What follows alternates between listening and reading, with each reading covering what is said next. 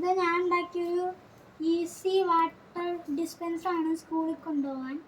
നിങ്ങൾക്കിപ്പോൾ സ്കൂളിൽ പ്രൊജക്ട്സ് ഒക്കെ കൊണ്ടുപോകേണ്ടി ഉണ്ടാവുമല്ലോ, അന്നേരം ഇതിന് വേണ്ടിയിട്ടൊരു പ്രൊജക്റ്റ് ഉണ്ടാക്കിയതാണ്. ഇതിന് ഉപയോഗിച്ചിരിക്കുന്ന സാധനങ്ങൾ ഒരു കുപ്പി, മോട്ടർ, ബാറ്ററി, ഒരു പൈപ്പ്, വയറ്, കുറച്ച് വയറുകളുണ്ട്.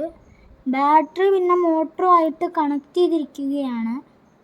ഒരു ബ്ലേഡിനെ രണ്ടായിട്ട് മുറിച്ചിട്ട് ഇവിടേക്ക് മുറിച്ചതാണ് നമ്മുടെ സ്വിച്ച്.